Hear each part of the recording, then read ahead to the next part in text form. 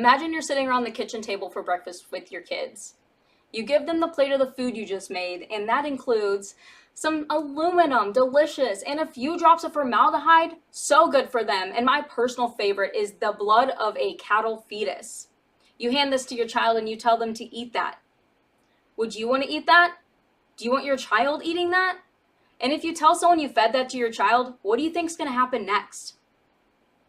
Child services would be at your door very quickly. Yet, when we give these same ingredients to our kids in the form of an injection under the label of safe because a doctor is doing it, no one questions it. Why is that? Let's talk about the truth behind vaccines and what Big Pharma doesn't actually want you to know.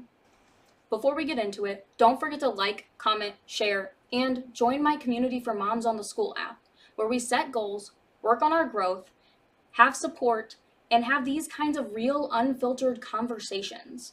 If you're ready to dive deeper, ask questions, and surround yourself with like-minded moms who just want to protect their kids and uncover the truth, you don't have to navigate this alone.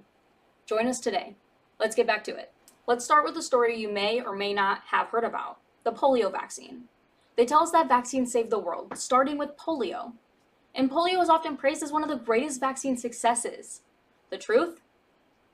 By the time the polio vaccine was introduced in 1957, cases had already declined by over 90%. This was all thanks to cleaner water, better hygiene, and improved living conditions. So why is the vaccine credited with saving the day? Because it's profitable to push that narrative. Moms, the facts don't lie. Look up the data for yourself. The disease was on its way out, and the vaccine just rode the wave. Next, let's talk about the HPV vaccine, another widely promoted shot given to adolescents and pushed to girls to protect against cancers linked to the human papilloma virus.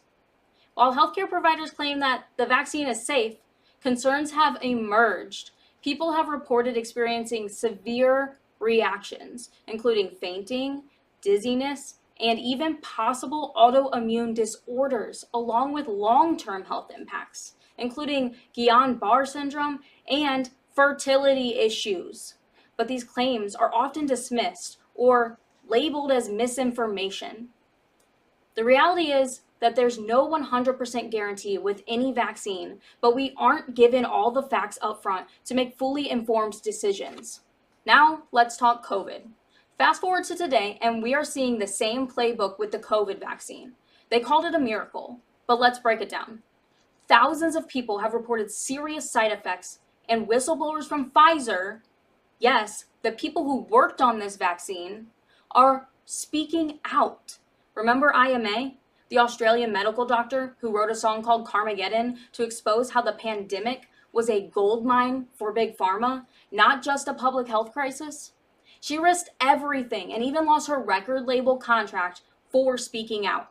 And the numbers don't lie. Companies like Pfizer and Moderna made record-breaking profits, while we were told to just trust the science.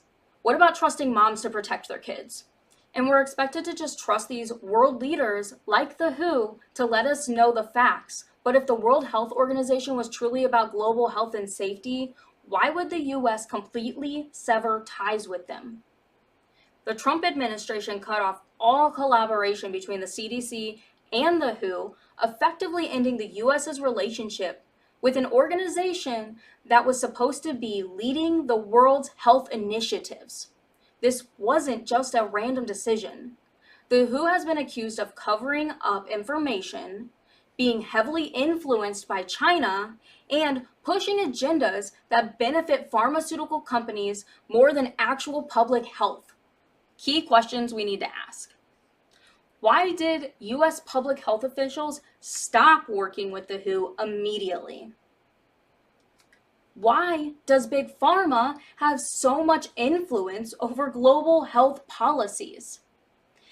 And if the WHO truly prioritized public health, why would the US, one of the biggest financial contributors, walk away? The COVID-19 vaccine rollout was one of the biggest reasons people began questioning who was really in charge. The WHO constantly changed its stance on COVID policies. Masks, lockdowns, natural immunity, and vaccines. They pushed a one-size-fits-all vaccine approach while suppressing alternative treatments. They worked closely with Pfizer and Moderna, the very companies profiting billions from rushed vaccines. And now, many of the so-called experts are walking back on their statements. So what does that tell you? This isn't about public health. It's about control. And what about Big Pharma and the food trap? Yes, they are related. Let's zoom out for a second. Did you know Big Pharma also controls much of our food industry? Think about it. They push processed, addictive foods that make us sick, leading to lifelong conditions like diabetes, heart disease, and autoimmune disorders. Then they profit off the medications we need to manage those illnesses. It's a vicious cycle, and it all starts with what we feed our kids. They're not just selling us vaccines. They're selling us sickness, and we've been buying it without even realizing it. So are doctors really on your side? Here's another bombshell. Most doctors aren't just recommending vaccines. They're incentivized to push them. Many pediatricians have to meet vaccine quotas set by insurance companies and pharmaceutical reps. If they don't, they lose bonuses, like tens of thousands of dollars, or worse, they risk their practice's financial stability. How can we trust advice that's tied to profit? It's not about your child's health, it's about hitting numbers. So what's really in a vaccine? Let's break it down. What's actually in a vaccine? Aluminum, to boost the immune response. Formaldehyde, a known carcinogen. Polysorbate 80, which has been linked to reproductive issues in studies. And don't forget about that cattle fetus blood. Now imagine spoon feeding those to your child. It sounds insane, doesn't it? But when it's injected into their bloodstream, it's suddenly fine. Moms, we need to start asking the hard questions. Why are these ingredients allowed? And why aren't they being tested individually for long-term safety? We're dealing with a system designed to profit, not heal.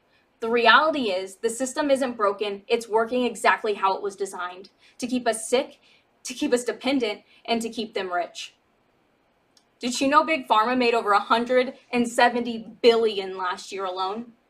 While we're out here struggling with the rising healthcare costs, they're laughing all the way to the bank. And vaccines are just one piece of that puzzle. Moms, this isn't about being anti-vax or pro-vaccine. It's about being pro-truth and pro-health. We deserve transparency. We deserve answers, and we deserve a healthcare system that puts our kids' well-being above corporate profits. It's time to wake up, ask the hard questions, and demand better for us, for our kids, and for our future generations. If this resonates with you, share this message. Like, comment, subscribe, and let's start the conversation, because the truth is worth fighting for.